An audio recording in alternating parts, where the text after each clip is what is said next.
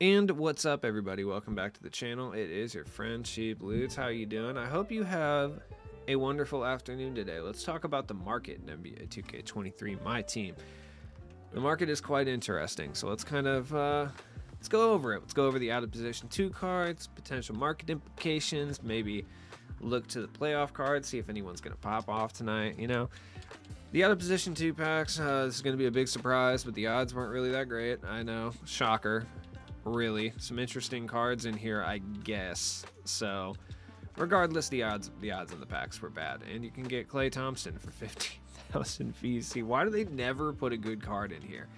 I'm just so confused. Like, why is it never a good card?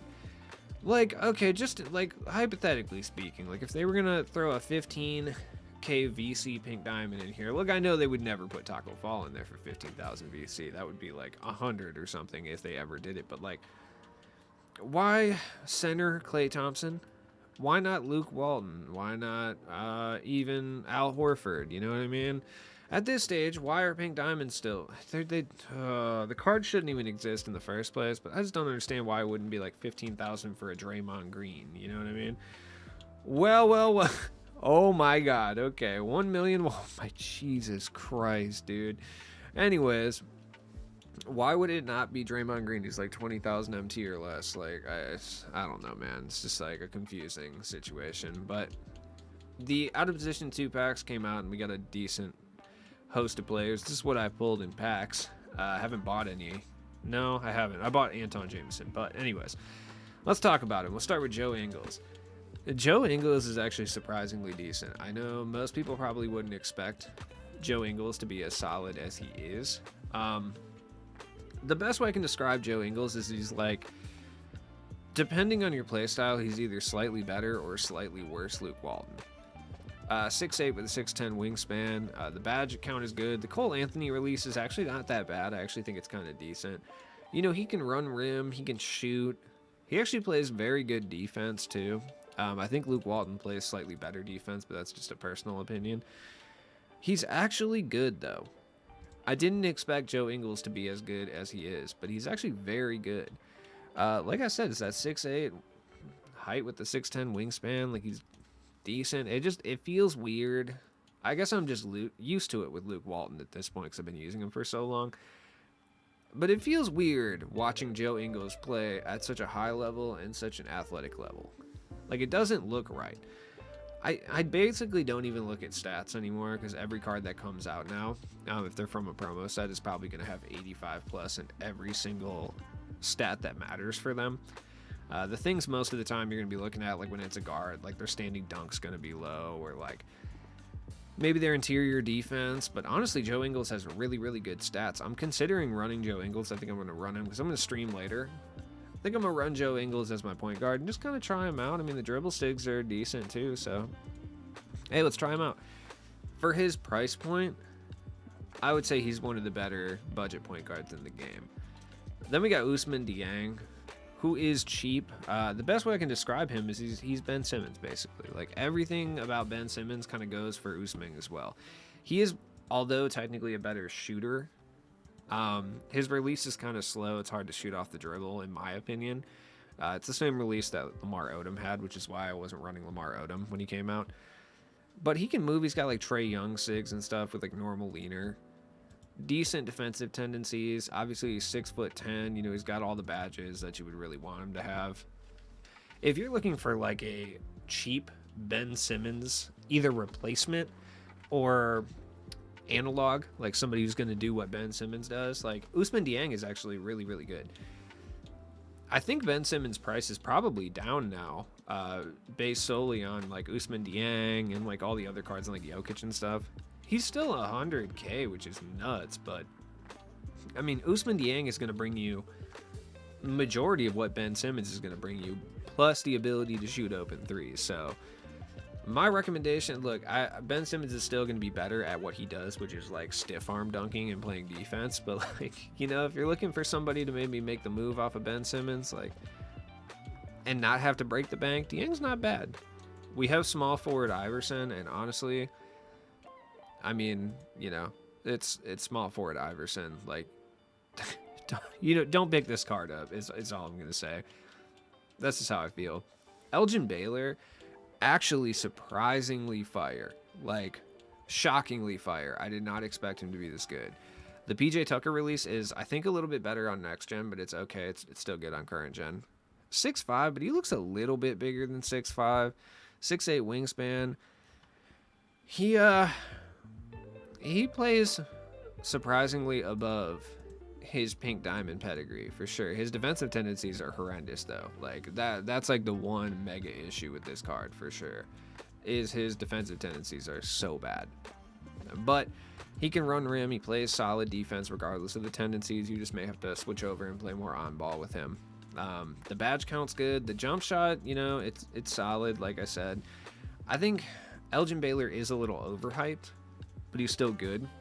I would say the one issue with Elgin Baylor is if you plan on using him as your bench point guard, because he's a primary position center and none of the bench slots are locked, what's going to end up happening most of the time is they're going to put him in at center if you have any other point guard in your bench. So like even if you have like a 68 overall point guard that's just like in your 3 spots that never get used, they're probably going to put that card in instead of Elgin Baylor since he's primary center. I swear it's the most annoying thing that ever happens. Robert Williams. In theory, this card was going to be really good. In practice, not so much. The jump shot is horrendous. Like, it's so bad. It's like... is it Jalen Williams from last week? Like, it's that bad. I thought it was going to be solid because it's the same release that, like, Arvydas Sabonis and Yao Ming have. The problem is the Robert Williams upper is terrible. If you can consistently green this jump shot, though, you are looking at one of the best pure 3-and-D small forwards in the game, because he has excellent tendencies, excellent defensive badges. The issue really comes from the fact that he doesn't have like kind of important badges like Deadeye for a release this slow is super important. Blinders as well, stuff like that. He doesn't have those badges, so you need to apply them, but he's a really, really good defensive small forward. It's just I feel like there's better small forwards that are better all around than Robert Williams. It's that jump shot, man. Keto Turkoglu. Keto is one of the best budget point guards in the game. There is a difference between this one and the Hero one. It's not as like grievous as Sabonis v Sabonis. There's still definitely a difference for sure. I think Keto is faster and is a better defender, but I mean, other than that, it's like Hoff Bully is the difference, and then it's like Limitless and Posterizer, so he's a little bit better at attacking the rim, and then he has obviously more Hoff defensive badges. So, but if you're okay with him being lackadaisical on defense, you're looking at a really, really good budget point guard. I mean, he's 6'10". The release is good. He's got that Stockton release, which doesn't sound like it would be good, but it actually is. Like way better than you would expect on someone big like Keto. Dribble sigs are right. Got 82 take charge tendency, which is very Stockton-like. Badge count is good. If you're okay with kind of trash defense, this card's actually not half bad, and you can get him for around 20k. Lgauskas, yeah. I mean, he's a 7'3" shooting guard, small forward. Highly recommend running him at the small forward as opposed to the shooting guard. That just puts him in more positions to get rebounds. So if you're running like a giant kind of front court, it's going to work really well. It's a boring way to play, and I think a lot of people may find that they're going to spend a good amount of MT on Lgauskas, and he may not be very fun for them to use. That being said, he's got, 17 Hoff badges. It's not like he's bad. It's just, he's a little bit on the slower side, but honestly, it doesn't matter when you're 7'3". Like, it really doesn't. The Kent Bazemore release, I actually really like it. He can move. He's got good tendencies. I mean, the defensive badges are there. The shooting badges are there. He's cracked. Like, cards like this make the game not fun. Iguodala. He is not actually that much better than the pink diamond version of Iguodala. He's got the release on very quick. It's still a bit slow. Honestly, when it comes to Iguodala, he is a fantastic defensive point guard. The card that I would liken him to would be Josh Giddey. Like, what Iguodala is going to bring you is going to be very similar to what Josh Giddey brings you. Like, yes, he's able to create, especially off the dribble at attacking the rim. He's going to play lockdown defense. He's going to be better with the ball not in his hands. So, The jump shot is better than Giddey's, by the way. It is. Like, it's a really good jump shot for being wide open and taking threes, but off the dribble, kind of rough. Iguodala is surprisingly good, though. Like, especially for his price, this is an elite level point guard, like straight up defensively. And he attacks the rim really well. He's solid, man. Anton Jameson might sneakily be the best non-dark matter card in this set, though. Anton Jameson is fantastic. Got that Corver release with mellow upper. Great, dude. I finally removed Scottie Pippen from my lineup for Anton Jameson. Like, 6'8", 7'4" wingspan. He obviously moves. He's got pro size up, which isn't the greatest, so it's like he's not going to be a dribble god. Chris Paul escape, not the greatest once again. But everything else is good. Defensive tendency is not so hot, but I mean, he has the defensive badges necessary. He's got a great jump shot. Anton Jameson is fire. At the shooting guard, you can't do any better than that. For this price, too, I mean, I picked him up for $13K, and I guarantee he's even cheaper now. He's fantastic for that. Any budget squad would be foolish to not have Anton Jameson. TMac, it's not even Radiant TMac, it's regular TMac. I actually think his jump shot's good on very quick, which, you know, brings it back to the Radiant one where I said, did they need to give him KBJ release? Because his own jump shot's good. I mean, he'll be fun for, like, triple threat or, like, co-op, but, I mean, realistically, that's what he's going to be for. You're not running him at power forward. Maybe if this was season 1. Jokic is cracked. I mean, obviously, he's basically Ben Simmons, but he can shoot. Like, and when I say he can shoot, he can't just shoot spot up. Like, Jokic can actually create his own three-point opportunities. He's broken. I hate him, honestly. Ron Artest, depending on what you're trying to do, may be one of the better point guards in the game. I don't like to compare cards, especially at this stage. Like, I've seen a lot of, well, is Ron Artest really better than Jimmy Butler? And I would say they're different. They're both going to be lockdown defenders. They're both roughly the same size. I think the main difference would be Ron Artest is going to be a lot more effective against somebody who's playing on-ball defense, whereas with that Markelle Fultz release and just being overall a little bit better. But Jimmy Butler's going to be better against somebody who's off-balling hard because he can shoot that fadeaway three-pointer that he has. And, you know, it's pretty hard for the CPU, if not impossible, for them to contest. But Ron's good. He's just expensive. I mean, it's everything that we said about the PD Ron. Garnett is broken. Straight up, he is. I mean, T-Mac's still the best shooting guard in the game, T-Mac Dissinger. But Garnett's really close. I mean, that release is fantastic. He plays lockdown defense. He's huge. The real thing that I think people like him for is he can kind of limit T-Mac by being so big and being fast enough to keep up with him, too. So Garnett's cracked. I mean, what more do I need to say there? And then we got hero versions. Obviously, hero Jokic is broken. It's not really surprising. I don't really need to go into too much detail there. Keto Turkoglu, hero Hito's fantastic. I would be willing to wager that hero Hito is probably... Is he a top 5 point guard in this game? I would say it's close. He's definitely top 10. Is he top 5? Not sure. Honestly, I don't like ranking cards, so I'm not really sure. Robert Williams is good. Like I said, just the trashiest jump shot known to man, so it's just rough. It's rough stuff. So are these cards worth picking up? So I think Joe Ingles is worth giving a try if you're looking for like a new point guard, especially if you like cards like Luke Walton. Like he's worth it. If you're looking for like a budget compatriot to Ben Simmons that's going to be able to do what he does, Usman Deng is good. Like he is. He's not quite as good of a rim runner. He's not quite as good at the things that Ben Simmons is good at, but he's not that far off. And, you know, he can shoot wide open at least. So that's good. Elgin Baylor's good if you're looking for like a smaller point guard.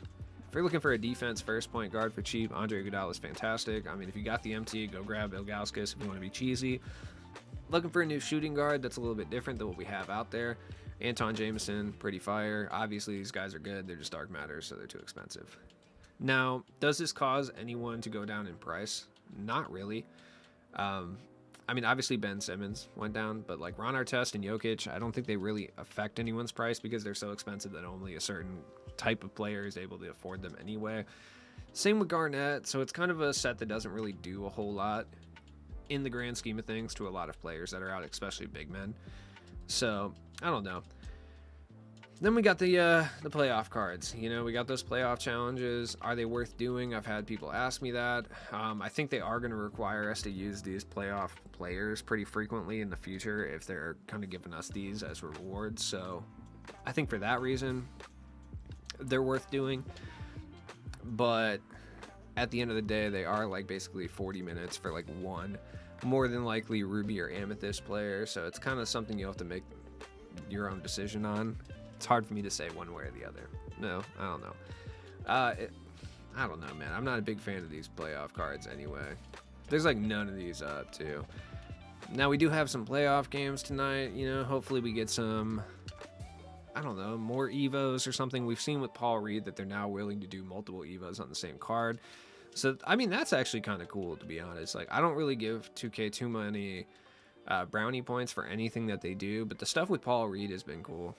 Like, now all of a sudden he's like a double Evo to Opal. That's tight. He's just like way too expensive because the market is cracked. So, you know, there's that. So we got Cavs Knicks tonight. I mean, we could get, I don't know, man, any type of Evos for some of these guys. I mean, Mobley Evo would be fantastic, but we'll see what's up. Honestly, I need to check if anyone's even injured because I don't know. Knicks are already up 5. Hate the Knicks.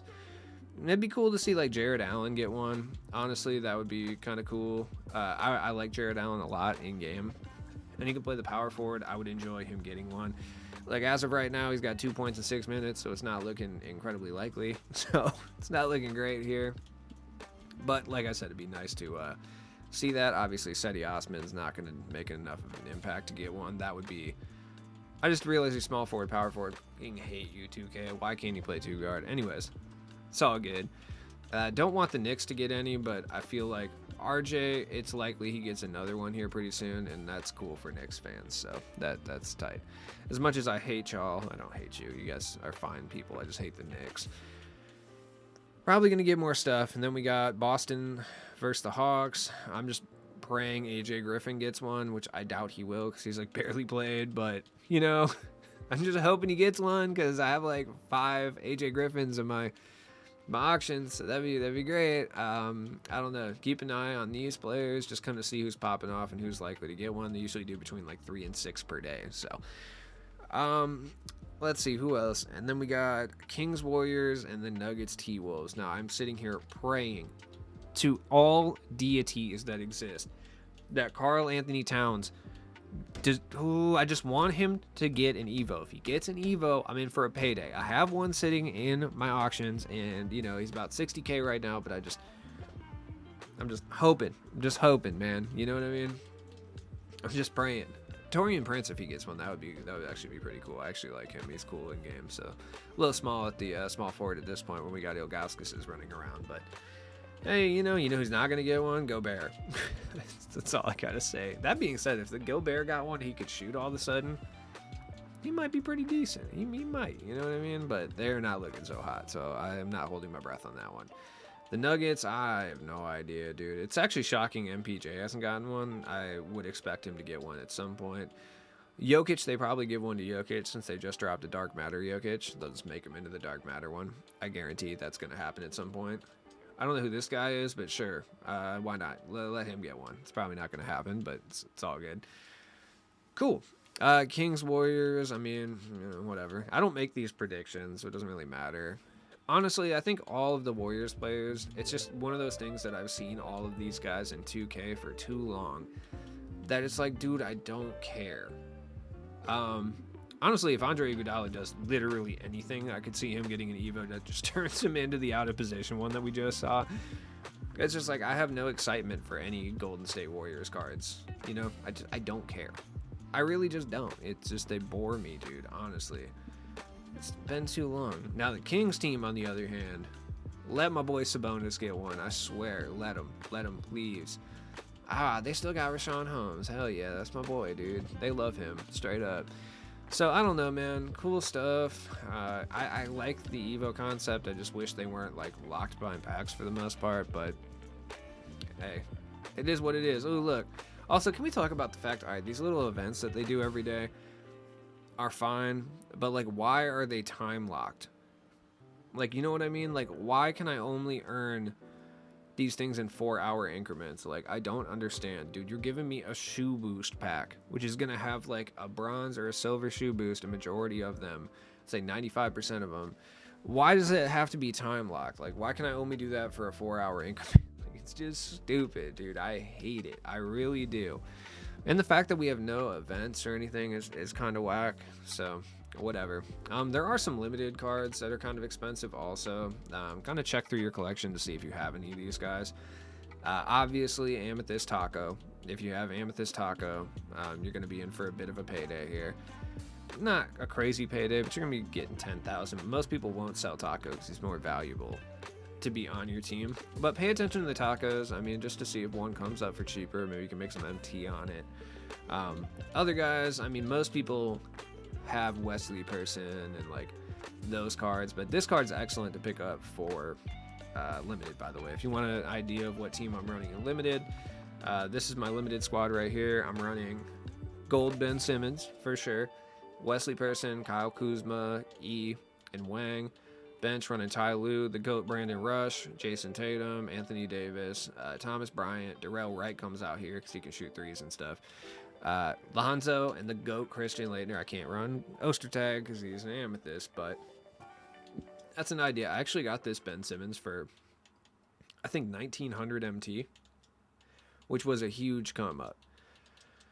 For sure. Like, there's none out right now. So if you have this card and you don't plan on playing limited, you can basically name your price on this bad boy. Like, you know what I mean? I think the average price I saw him being sold yesterday was like 10,000 for a gold card, which is good. I mean, for instance, like, what's Joe Harris going for? 2,000. Gold cards in general are going for a good amount of MT right now, just because your whole bench has to be, you know, gold cards. So if you have any, maybe, I don't want to say overpowered golds, but like solid golds. Yeah, solid gold sounds sick. Sounds like a sick record label that puts out the worst music you've ever heard. You can actually make some decent MT off some of these. Like, it's Brandon Rush going for it. Brandon Rush going for like 5K. You know, are you really going to use Brandon Rush? Probably not. Like, Anthony Davis is probably going for a decent amount. Wow, he's only 1,000 MT. Pick him up for the squad if you need help, for sure, because he's one of the most overpowered golds in the game due to his player build. He can't shoot, but he's good. You know what I mean? Just take a look at your golds. Some of them might be going for something. Like, Kawhi's like 3,500. I mean, that's probably worth a sale. You know, Tatum, I can't look because I obviously have a non-sellable version. But just pay attention to the golds you have. Manute Bull is probably going for quite a bit, I would assume. Yeah, Manute Bull, people are running him. I kind of forgot I had him. I should probably put him in. He's going for about 10K. I think that's worth a sale. What's Big Wang going for? Let's just pick that one up and put him up for 3K. You know, let's just see if that works. But as always, it's been your friend Cheap Ludes. I will see you guys later. Like I said, I'm gonna drop another what to expect video, and then I might stream later. I guess we'll find out. It feels a lot later than it is. It's because I woke up like super early. I had to go to breakfast with a relative who was in town. Shout out to my grandpa. That was what's up. So, you know, it's all good. But have a good day.